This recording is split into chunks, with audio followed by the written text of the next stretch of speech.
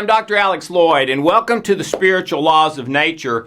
We're in a series right now that our very creative minds are calling the Top 10 Spiritual Laws.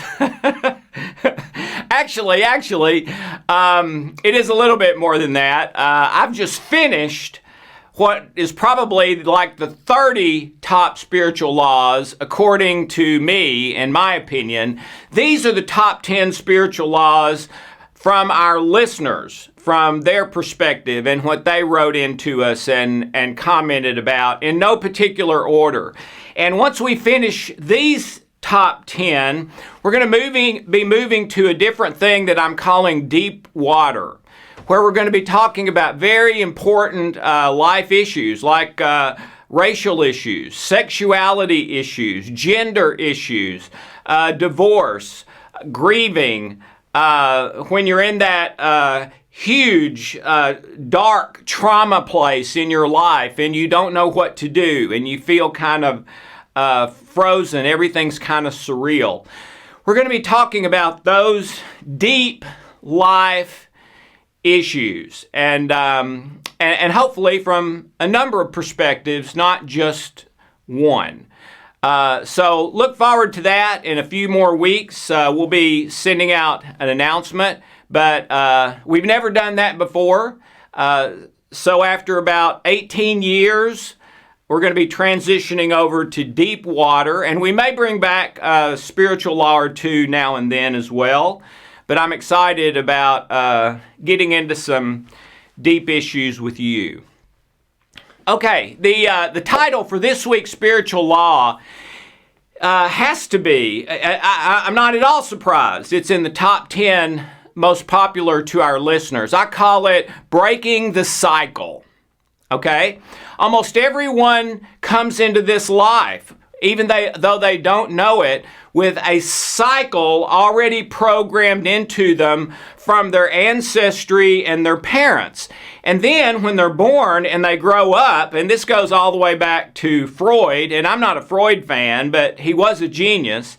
And then those first 6 or 8 years of life, we continue to be programmed, and probably up until about age 3, we don't really remember any of those memories. Okay, so when you get to be 18 or an adult, you are programmed, man, probably about almost any issue you could ever name. Ford or Chevy, Democrat or Republican, God or no God, everything, all right? And unfortunately, according to the latest research, a lot of this is from Scientific American just in the last few years based on studies. Approximately 50% of what we believe is true about our life from recalling memories is simply not true. Those memories are in error, and it's usually the interpretation of the memory, not the memory itself. It's not that my dad didn't yell at me one Saturday morning and tell me I was never going to amount to anything. No, that's true. He did do that, and I remembered that. That's not usually the part that's in error. It's the interpretation of that. And for me, that was, I'm never going to amount to anything in my life. I'm inferior. I don't measure up. I'm not good enough. I'm going to have a failure life. Okay? Well, that was a totally wrong interpretation. In fact, what happened had nothing to do with me. It had everything to do with my dad and a health problem he was dealing with, which is often the case. Okay? So, we all come in programmed. All of us have programs that have, you might think of computer virus that have human hard drive viruses in them, which is part of that 50% that's not right. Then on top of that, research that came out a few years ago, there was actually a special edition of National Geographic called The Owner's Manual for the Brain. I've got it in there in my office. And the main study that special issue rotated around was one where they found that before you make any significant decision, there's a 1 second 1 second before you make the decision, there's an energy spike in the brain. And then they tracked that back, and what they found was that energy spike is your unconscious mind mandating what your decision will be. But wait a minute, I thought my unconscious mind, 50% of the information it's working on is wrong. Exactly, okay? And Scientific American had another wonderful article related to that research, and the title of it was The Illusion of Free Will. And the whole article was about how we really don't have free will, the way we think we do. Almost everything about what we do, what we think, what we feel is mandated by our unconscious mind, which is 50% full of human hard drive viruses or errors. Okay? So how in the world, that's a pretty bleak picture, right? So how in the world do you break that? Well, that's what I want to share with you today. You are mind, body, and spirit. You are not one thing, you are three things. And they all work together in harmony and overlap each other as well. Now, the problem is we tend to think about our problems that the symptom is the problem, meaning our physical and external circumstances are the problem, okay? The very first day in psych class, literally Psych 101, the professor wrote on the board, first thing he did, the problem is never the problem. And he's pretty much true about that. What he means is that when people come into your office for the first time and say, okay, here's why I'm here, here's my problem, that will not be their problem. Okay? Their problem is likely in their unconscious, subconscious, ancestral issues, etc. And they may know about it as well, but it's almost never what they say is the problem. Okay? In other words, someone comes in and says, my problem is my spouse. They just won't do what I want them to do, and they irritate me all the time, but yet when you really follow it back, their problem was with their dad. And that's where the anger toward their spouse is coming from, not from the spouse. Now, there's some exceptions to that, but typically, we naturally assign the blame of our problems to our physical and external circumstances. And 99% of the time, that is a symptom, not the problem. The problem is from what Solomon called the spiritual heart, your unconscious, subconscious, and conscious. Okay, we are always creating. You are always creating. Did you know that? Okay?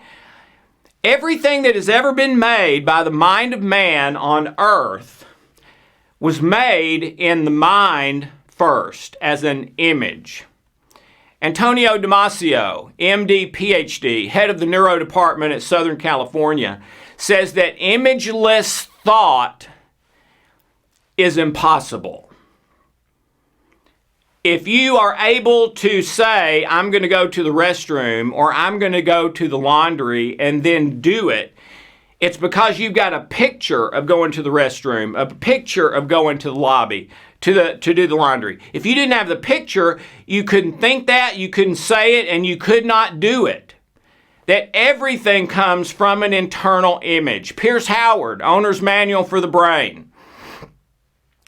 All data coming in through the five senses is encoded into a picture.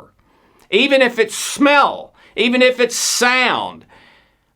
All data from the five senses, once it gets into you, is created into a picture that is then stored in your mind and cellular memories forever. Forever. So we are always creating. A few years ago, my family and I got to go to Europe, and specifically to Rome and to the Sistine Chapel that the great Michelangelo painted. And that was the highlight of my trip. Standing in that room and looking up, and they had just done the thing where they'd removed all the soot over the decades, and it was all real vibrant and clear now. Oh, it was just breathtaking. But it didn't take Michelangelo, a week to do that. It took years. It took a significant portion of his adult life. And outside the Sistine Chapel, at a museum we went to, was the wonderful marble statue that Michelangelo had chiseled, again, taking years. And I'll never forget how C.S. Lewis talks about that's how it is with us and God, that we're like a block of granite, and God's chisel marks that are our pain are the thing that make us perfect. And I'm not sure I ever understood that completely until I saw that marble statue by Michelangelo that just looked perfect. It looked like the guy was just going to start talking and stand up, and it was unbelievable. Okay? Well, that perfection was in the mind, in the eyes, in the pictures in Michelangelo's head before he ever started with the first stroke. Okay? So you have inside you the singular creative force in the history of mankind that is responsible for the creation of everything that man has made. I call it the image maker. It's your imagination. I don't want to use imagination because it has the wrong connotation sometimes, like daydreaming. But your image maker is the key to you breaking the cycle. Okay? But you need to start using it intentionally. About the imagination, it's not just me that says this kind of stuff. Albert Einstein said the imagination is more important than knowledge because the imagination is how he made every one of his discoveries. He was recalling his most famous work, and he said, I had a vision of a guy riding on a beam of light. And that's where it came from. And then it took me like 6 or 7 years to write all the math out and prove the math. But I knew it, had it, when I saw that man riding on a beam of light. Oswald Chambers has the number 2, I understand, selling book in the world every year. Number 1 is the Bible. Number 2 is a book by Oswald Chambers called My Utmost for His Highest. And Oswald Chambers also says that the imagination, the image maker, that part of us that creates images and pictures, and then that's what we feel, that's what we think, that's what we do, that's the action that we're able to take, is the most important piece of equipment we have, and the singular creative force. Okay? An ancient manuscript says, and it's God talking, I have set before you life and death. Choose life. But how do you do that? How do you choose life when you come pre-programmed for seek pleasure and avoid pain? How do you do that? Well, one thing that helped me a lot is when my mentor taught me that problems and issues that I have in my life, I have because of the first event. Okay? The first event is the first time I participated in or did that kind of thing that I would consider wrong. The first time I stole was in the 5 and 10 at South Pittsburgh, Tennessee, where I grew up. I was about 4 years old, and I stole a candy bar. First time I lied, I don't remember what that one was. But anyway, the first event is often what opens the door to having that problem the whole rest of your life, and it usually gets worse and worse and worse. Okay? So the first event is where you lost your peace about that issue. about stealing, about telling the truth versus lying, etc. Every other subsequent event is because you lost your peace. So if you can go back and get that first door closed back, very often it's a positive domino effect and all the issues start to heal. All right? So the way you change and break the cycle is you start intentionally using your image maker to create the life that you want. Okay? And this is as simple as you want to make it. One way you can do it is make a list of all of the areas of your life that you struggle, that you feel like you don't always do the right thing, or maybe if you call it a sin, whatever, write all of those things down that you're having trouble with in your life, okay? Then I would start in meditation, use your image maker to recreate that line, whether it's stealing, truth or not, how you eat, how you treat other people, how you work, whatever, okay? Image the way you would like it to be. And image it until you feel it, and feel it strong.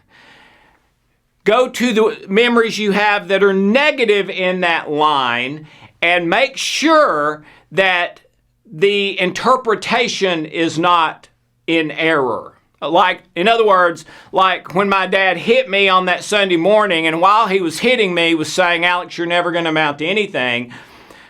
The factual stuff was not incorrect, but the interpretation was unbelievably correct. That because my dad hit me and said I was never going to amount to anything, that I was never going to amount to anything, okay? So go to those memories in your life. I know that one's really dramatic. Go to the undramatic ones too. And image that memory until you feel it with as positive a interpretation as you can have, and it still be what you would consider the truth. We don't want to create lies, but as positive as is possible. Make it like that. The new memories that you create, okay? And then over and over and over, image that memory that causes you problem, or that area in your life that causes you problem, but with starting to have the positive outcome, where maybe instead of not ever being able to stay on a diet and what I want to eat and not eat, that I start being able to do that, and I'm able to do that for the rest of my life, and it's no big, huge deal, all right? Now, if that's a big issue for you that has a lot of programming in your ancestry, it may take a while, but you can absolutely do it. And when the negative memories about that thing and the positive memories about that thing, when their percentages change, probably when you start, they're almost all negative.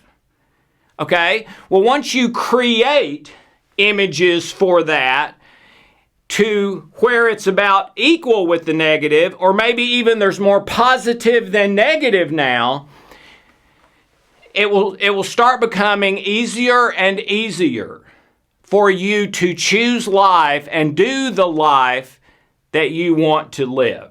Okay? Remember, this is the singular force, creative force in all of humanity. You can't mention one thing that man has ever made that did not start with the image maker in the mind. It is the singular creative force, all right? And your cellular memories are what your fight or flight cycle is initiated on, or the peace, oxytocin, love cycle, okay? So images and memories are everything to what you feel, what you think, what you do or don't do, and how you work. They did a wonderful study on this with Olympic athletes, and they would have them imagine going through their race instead of going out and practicing like they would do every day through their race. Okay? And they would imagine, going through every single hurdle and exactly like they were doing the race, except they weren't doing the race, they were sitting in a comfortable chair. All right? But what they found from that is that while they were imagining doing it, sitting there, every single muscle fired, and in the same order and for the same amount of time fired, as if they were actually running. And they had a test group. The test group did practice every day. All right? What they found is that the group that imagined practicing improved when they went out there and ran the race 100% as much as the group that actually went out and practiced every day. It's unbelievable. It seems ridiculous. It seems impossible, but it's true. Okay, so there is enormous power in your image maker, the thing that creates images and memories. Now, if you have trouble with images, practice. Eat a piece of candy and be very aware of every part of it, the crinkling of the paper, how it tastes, how long it lasts, the flavor, everything. And then, as soon as you're done with it, close your eyes and remember, image eating the candy, okay? Or come up with exercises. There's really simple, okay? And practice. It'll come back. It's either brain damage or your image maker got cut off because it was always looking at so many negative images, all right? But it will come back if it's the negative images one. All right, so that's how you break the cycle. You image the memories and issues in your life that are causing you problems, and you correct the problem part, all right? No, because my dad hit me and said I was never going to amount to anything, that does not at all mean I'm never going to amount to anything. That was his problem, not mine. Well, you don't just have to say it out loud. You have to correct that in your memories. And the way you do that is with your imagination. You go back to that. You replay it over and over and over. You fix the interpretation. That was never true. That was about him, not me. All right? And what you come out with is an event in your life that you feel very differently about. But now it's an event where when something connected to that comes up in your life, your heart does not pull your stress fire alarm, where before it did. Okay? They also did that experiment, the one with the Olympic athletes, with golfers and archers. And in both of those cases, too, the individuals that did not practice, they just sat and imaged practicing or shooting the bow and arrow, improved just as much as the group that had been practicing every day. So they went from imaging straight out to shooting and had improved dramatically from their last shooting just by imaging. Okay? But anyway, this is how you break the cycle. You have to take control, grab hold of and take charge of the most powerful thing you have inside of you to create your future, either one you don't want or one you do want, and it is your image maker. All right? And that is how you can, every single time, if you do what I just told you to do. Now, for some people, it'll take a week. For some, it'll take a year. So don't judge by that, all right? It takes however long it takes. You may have way more ancestral stuff than another person, and so that's why it's taking you longer. Or you may have more resistance to it changing inside. There's lots of reasons for that.